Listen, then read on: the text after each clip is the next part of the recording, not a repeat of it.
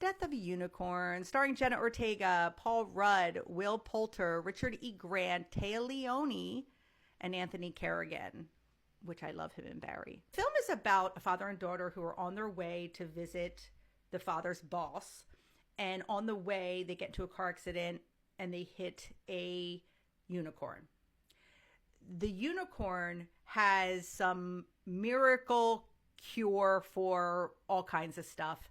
And the boss wants to exploit that because he's dying of cancer. And, well, you kind of can guess what happens.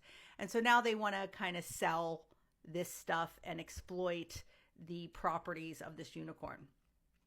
But surprise, surprise, there's not just one unicorn. And so, shit goes down.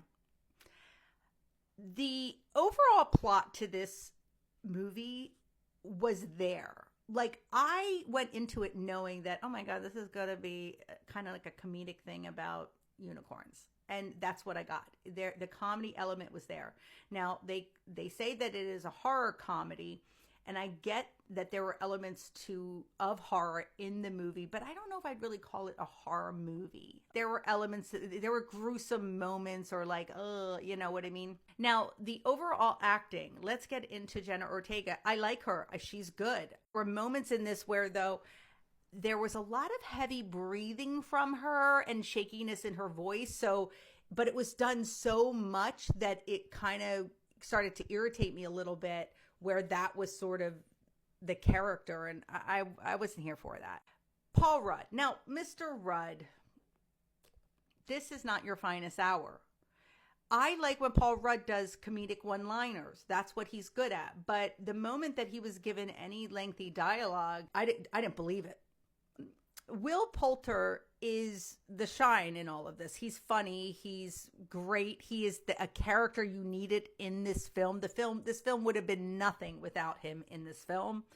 So kudos to him. Very enjoyable. The laughs were good. I actually laughed out loud numerous times during this film. So a lot of the comedic moments and the comedy and the one-liners landed for me. The one thing I wish they did in this film was lean more into it being more fantastical. And they didn't do that. They didn't do it or they attempted to do it at the end.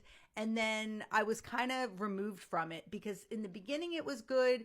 It was setting the plot. And then halfway through it, I kind of got bored a little bit. And then at the end, they finally try to pull you into this fantastical thing, but they didn't lay enough groundwork for you.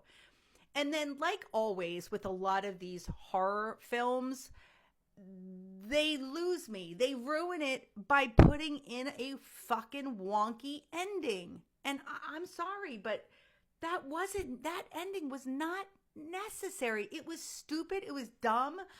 I walked out like they ruined it for me.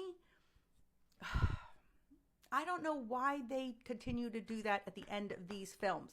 You had me at a 3 out of 5 for this film, and then you go and do that wonky ending, and now it's a 2.5.